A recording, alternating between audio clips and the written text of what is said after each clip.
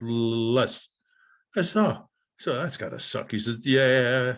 So I said, where you going? He says, I gotta go to the school.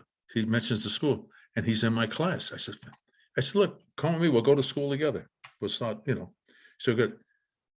We're in the class, and it's Mrs. Banter's class. I still remember the teacher's name, Mrs. Banter. Wow. And she says, introduces Jerry to the class, and Jerry goes, hi. And everybody goes, hi, Jerry. Everybody knows there's something wrong. She says, Jerry has a slight speech impediment. We don't make fun of people, But Jerry's a smart kid. He's a smart kid. He knows, he remembers everything. And we're talking about the Revolutionary War. And he raises his hand all the time. She never calls on him until one day, he's the only one that raises his hand. And the question is about the Boston Tea Party. So he's raising his hand. He says, okay, Jerry, what do you know about the Boston Tea Party? Now everybody's waiting, okay? And Jerry goes, it was in the 1700s. That's son of a bitch, King George. He says, sorry. He wanted us to buy all this goddamn tea. So the Patriots dressed up as Indians because nobody wanted to know who they really were. I said, so she says, He says, well, there were a lot of guys that dressed up as Indians because there was a lot of goddamn tea. So it took a while to get all of that goddamn tea into the water. He says, and then we ran away. She says, well, that's great, Jerry. She says, yeah, he's goddamn British, and that's all I got to say. The class is hysterical. We can't stop laughing. The class is over. I'm walking home with Jerry. I said, Jerry, that was really funny. He said, I put it on a little thick because when's the last time you could say son of a bitch in class? And he went on like that. But I've had a lot of funny experiences in my life. I've got in the book, when that was the time everybody registered for the draft, okay? Uh-huh. And when you finish high school, you either went into the service, pick your Army, Navy, Marines, Air Force, whatever it was, or you went to college. So the choice was yours. So I decided to go into the service first. Then after that, then I went to college. Well, my last, and then I had a rock and roll band when I was in the service. We were stationed, I was with the Seabees, okay, Navy construction outfit, and we stationed in North Africa, Morocco, and we were called the Fab 4+1. And when we played, we had turbans that were made out of toilet paper and Scotch tape, and we wore them when we played. And we played all the strips from Casablanca, Tangiers, and all that. We were making a lot of money. We picked up a 51 Jag limousine from a stranded German band. We all pitched in. The thing was huge. And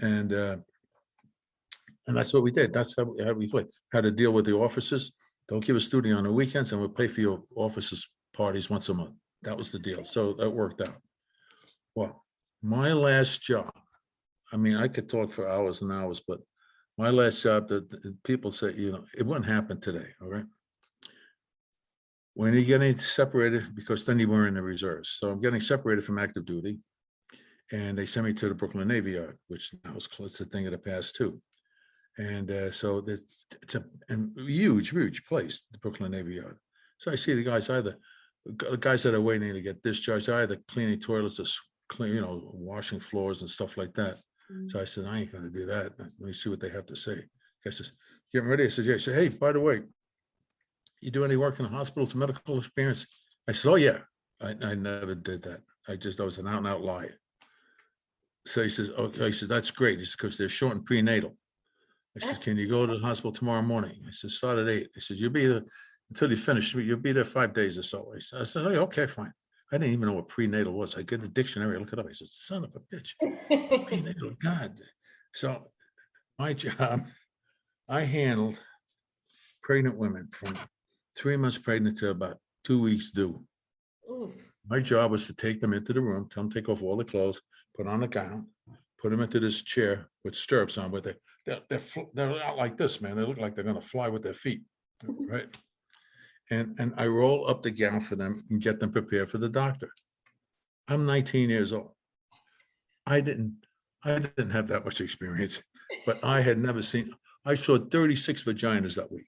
I couldn't believe, and they don't all look the same. You know, at different stages of pregnancy, they all look a little, you know, it's an image that stays with you for a while. It took a lot of mystery away, but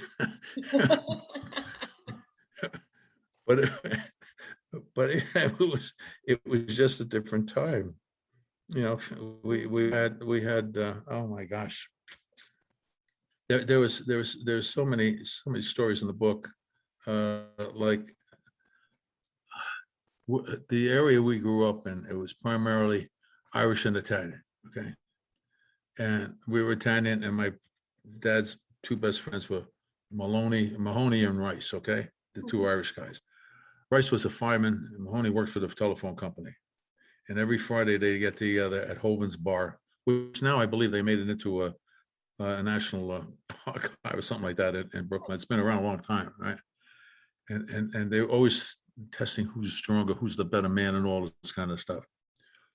Well, it turns out that they decided one time, and they did a lot of things that they would just dare each other, and they'd always do one-upmanship.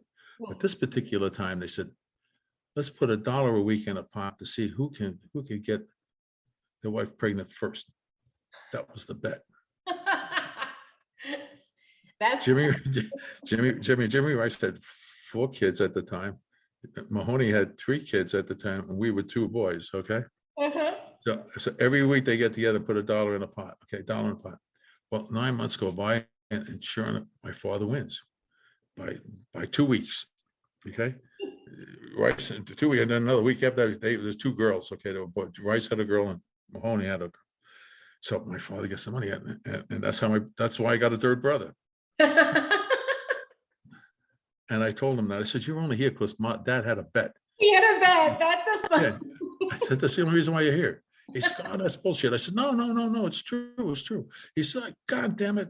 He's never gotten, I should have never said anything. I'll tell you another story, because when he was just, there were 2 parts to this, 2 more parts of the story that are in the book. In those days, my grandmother lived with us, so you never had, a boy can never hold a girl, a baby, because you're a boy. You're not supposed to be able to do that, right? So baby's in a bassinet there and so forth, and my cousins are there, the 2 girls, and everybody gets to hold a baby. But my brother Joe and I, we can't hold a baby. So they're all in the kitchen. It's a small little house. She's got the bassinet in a corner, okay? So I said, I gotta pick up the baby. So I go, and I remember, like, picking, I said, geez, he was heavier than I thought. He starts squirming around, and I dropped him. And I remember sticking my foot out at the last minute, because I said, you don't want to hit his head, right? So, but then he let out that big yell, and I take him and I put him back in, and I flipped him back into my grandmother comes running out. She says, "What's going on?" I says, I don't know. She says, "How come his feet are over here where his head was, and the head is where the feet were before?" I said, "He moves around a lot." So then they brought the kid back into the kitchen. I told my brother that. He says, "You dropped me." I said, "Yeah, but you laid it on my foot." "But you dropped me." I said, "Okay, get over it. It's 20 years ago." He's still kicking. Yeah. That's too funny. Your story is, ooh, this is a good book. Well, then what happens is one of the women starts saying, all the women are pregnant at the same time. We're all on the same block, okay? The Rices are across the street, and Mahoney's next door, okay? So all the women are pregnant at the same time. Somebody says, that's really unusual, okay? So they start talking, and sure enough, Mahoney blabs. He says, "Well, we had a bet." "You had a bet, you son of a bitch." After that, we wound up moving to Queens, and they moved out onto Long Island. That was the end of the time of Brooklyn. Everybody split from that bet. From that bet, a couple of people were made. Yeah, everybody left. That's awesome. So the structure of your book, is it like a certain time period that goes through to you now? Yeah, it goes from, let's say, it goes from like from when I was basically pretty much like 6, 7 years old until after university, till like in the 20s, until I was in my 20s and so forth. And even then afterwards, when I graduated, I had a great offer up in Montreal, which was really terrific. There was this one, I'll tell you, one that made the newspapers. And that was Jimmy Rice, the other guy that came in second place to my dad when his kid was born. Okay. So Jimmy was a fireman, big, strong guy. Okay.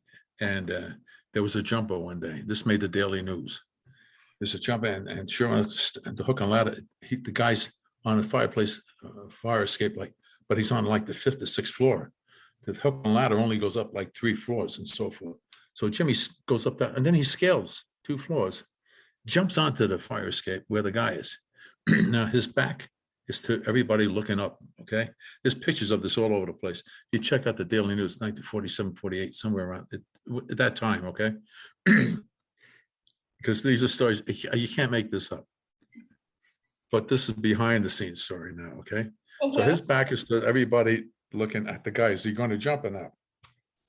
So everybody's looking. All of a sudden, you see the guy sag and fall over Jimmy's shoulder. And then they lower the harness from the roof, and Jimmy hangs onto it, lowers him down to the ground. The guy's there. The guy says, "What happened? What happened?" He says, "I told him, more people love him than he doesn't realize." Now you got a picture. Jimmy's like about 6'2", very, very fit guy. Okay, and he's talking like he's like a priest saying, "I told him how many people love him and so forth." It's all bullshit. So he says, "So well, how about that bruise on his face?" "Oh, I think he brushed up against the building a little bit." They said, "Oh, okay." Anyway, the crowd is gone. Everybody's drinking some beer. He said, "Jimmy, what really happened?" He says, "I got 5 kids to get home to. As soon as I got next to that nut," he said, "I clocked him." He said, he just fell over my shoulder. That's how he got that goddamn bruise. That's how he really did it. That is funny. Yeah. Oh, wow. Well, he got the job done. Yeah. You see, that was the difference. Things were black and white then. Okay. Yeah. The worst thing that you could call somebody in those days was a liar. Yeah. You didn't lie. Okay. Because then I meant you could never be trusted. Yeah. And it was, they got all these different terms today, the right thing, Black Lives Matter, this, that, and everything else. It's all it comes down to. It's all of this is mutual respect. It's as simple as that. All the rest of it is a lot of baloney. Okay. And I have no patience for it, because I find over these years, and I've seen it time and time again, I've seen it here, I've seen it in Africa and some of these other places.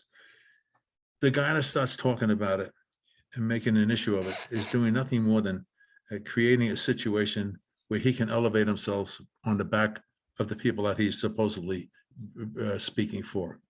And it's the same thing over and over again. I don't care whether you can see it in religion, you can see it in politics even more so. And where I came from, man, he didn't do that. He never did things. Now, is your screenplay a full reflection of the book, or is it something totally kind of separate? No, that's all in the book. All these stories are in the book. Yeah. Oh, yeah. We got, when we had, I was telling some of the guys at church, I said, well, when we were in North Africa, I said, well, every year the battalion would have a party to celebrate like the battalion's birthday. He said, yeah. I said, yeah, look at the 57. So right away, the guy has a little computer. He says, oh my God, you're in there. He says, I told you, I might make it. I said, I don't have to make this shit up. I said, it's there, It's all stories and experiences that you've had. And look, you're still smiling. You're having a good time. Oh, yeah. You can write it down. And I'll tell you something funny. I gave it I got a checkup from my cardiologist. I gave it a book. So she was going on holidays and she took her parents with her and so forth. So I go back for a checkup about 6 months later. She said, my father was laughing so hard. She said, my mother wanted to know what you're doing. I'm not even going to talk about it. You can read the book when you finish, but I'm buying another book, Vito. But this time she bought a Kindle, electronic copies like $2.99. No, it's cheap. And there are several stories in there that are, I guarantee you will really, really, really laugh. Man, well, thank you, Vito. I had a blast. I enjoyed hearing your stories. I hope you enjoyed telling me them. Oh, I enjoyed it. Yeah, it was fun. I gotta get a bug, and now I definitely have to be sure to look out and see what movie this ends up being, what stage play this is. I'll choreograph it if you end up doing dance numbers.